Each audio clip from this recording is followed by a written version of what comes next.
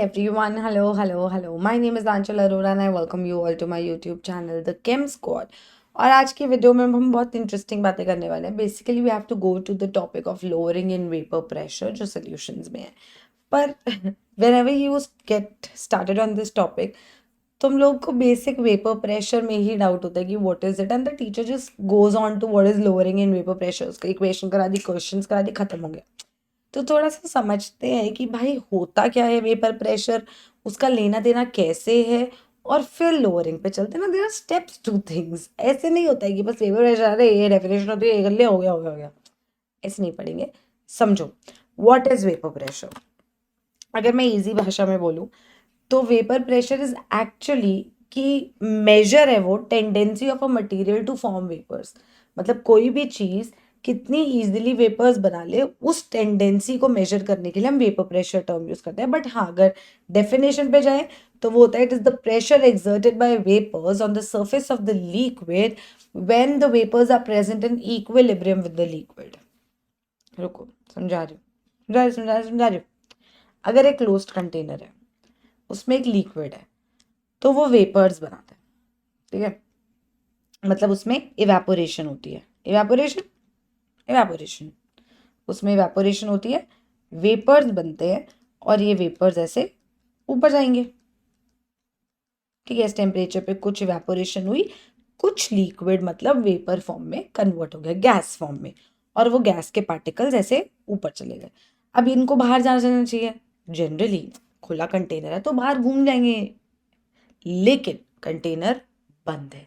अगर कंटेनर ऊपर से बंद है तो इनको सरफेस मिल गया, और अगर इनको सरफेस मिल जाता है ना, ये वापस कंडेंस होते हैं. एग्जाम्पल बताऊं, जैसे कभी मैगी बनाई होगी या कुछ भी, पानी उबाल दिया, कुछ भी गरम चीज़ बनाई है गैस पे, तो जब उसको खुले कंटेनर में बनाते हो तो ऐसे भाप निकलती हुई दिखती है, और फिर उसको ऊपर से कवर कर देते हो. तो जिस चीज़ से कवर किया है, जब उस कवर को खोलते हो तो उस पर ड्रॉपलेट्स कहाँ से आ जाती है मैजिकली.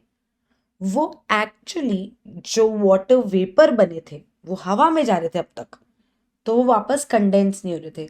जब आपने वो डब्बा मतलब वो कंटेनर उस पर रखा, तो आपने उन वाटर वेपर्स को सरफेस दे दिया, आपने उनको उतनी सी जगह दे दी और उनको एक सरफेस मिल गया जिसपे वो जाके ठंडे होके कंडेंस हो जा रहे हैं. तो कंडेंसेशन चालू होती है, जो आपको यहाँ नीचे इसमें दिख रहा होगा कि ये थोड़ा सा जूम इन करके दिखाएंगे. ये वाला जो पार्ट है, ये कंडेंस्ड वाटर वेपर है, मतलब ये वापस वेपर से वाटर फॉर्म में आ रहे हैं. तो जब भी क्लोज्ड कंटेनर होता है तो इवेपोरेशन से वेपर्स बनते हैं, और ऊपर जाके ये वेपर्स जो हैं ये वापस कंडेंस होने लगते हैं. तो एक पॉइंट ऐसा आएगा, क्योंकि अब लिक्विड से वेपर जा रहा है और वेपर से लिक्विड जा रहा है, एक पॉइंट ऐसा आएगा जब इक्विलिब्रियम आ जाएगा. जब जितना रेट ऑफ इवेपोरेशन होगा उतना ही रेट ऑफ कंडेंसेशन होगा. मतलब जितने लिक्विड के मॉलिक्यूल्स वेपर्स बना रहे होंगे, उतने ही वेपर के मॉलिक्यूल्स वापस लिक्विड बना रहे होंगे, और रिएक्शन हो रहा होगा पर हमें लगेगा रुक गया. That is equilibrium.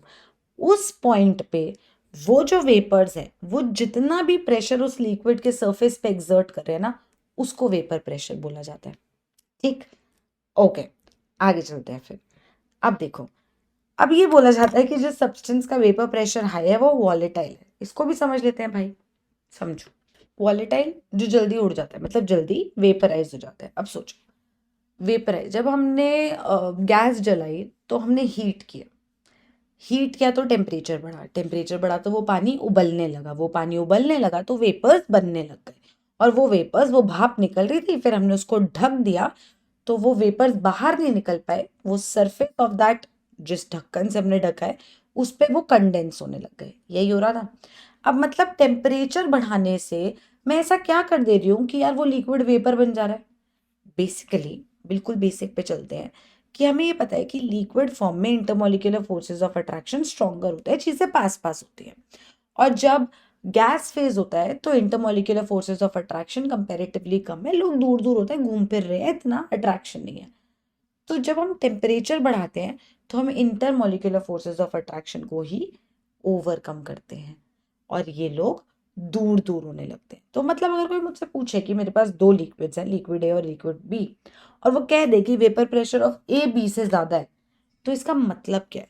इसका मतलब ये है कि ए वाले लिक्विड में फोर्सेस ऑफ अट्रैक्शन कम थे, वो आसानी से ओवरकम हो गए, वो ज्यादा वेपराइज हुआ, उसने ज्यादा वेपर्स बनाए, इसलिए उसका वेपर प्रेशर ज्यादा है। तो किसी भी चीज का वेपर प्रेशर ज्यादा होना उसकी टेंडेंसी टू फॉर्म वेपर्स से लेना देना रखता है। जो ज्यादा वेपर्स बना देता है सेम टेम्परेचर पे उसका वेपर प्रेशर ज्यादा है। और कोई भी चीज ज्यादा वेपर्स बनाएगा क्यों? क्योंकि उसमें intermolecular forces of attraction weaker होंगे। रिलेटेबिलिटी देख रहे हो? पहली चीज वेपर प्रेशर क्या होता है? टेंडेंसी की वेपर ज्यादा बनाते। जो ज्यादा वेपर बनाएगा उसका वेपर प्रेशर ज्यादा होगा। ज्यादा वेपर कौन बनाएगा? जिसमें इंटरमॉलिक्यूलर फोर्सेस ऑफ अट्रैक्शन कम होंगे, क्योंकि उनको ओवरकम करना इजी होगा। कभी भी लिक्विड से गैस में जाओ तो आप उनको दूर कर रहे हो ना गैस फेज में ले जाने के लिए, तो आप उनके बीच के इंटरमॉलिक्यूलर फोर्सेस ऑफ अट्रैक्शन को वीकन कर रहे हो ना। तो वो कैसे कर पाओगे?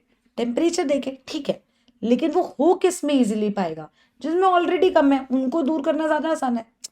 अब कोई दो लोग खड़े, वो ऐसे पिंकी फिंगर्स उनके ऐसे हैं, तो उनको दोनों तरफ से खींच के दूर करना कंपैरेटिवली ज्यादा आसान है एज कंपेयर टू दो लोग जिन्होंने ऐसे हाथ पकड़ा हुआ है।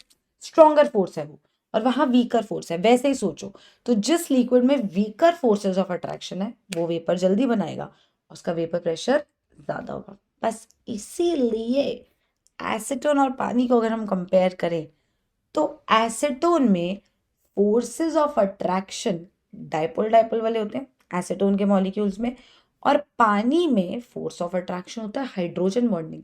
What is hydrogen bonding? Extreme case of dipole dipole interaction, मतलब स्ट्रॉन्गर फोर्स। तो अगर पानी के मॉलिक्यूल्स में आपस में ज्यादा स्ट्रॉन्गर फोर्स है, एसीटोन में कंपैरेटिवली वीकर फोर्स है, तो ज्यादा जल्दी उड़ेगा कौन?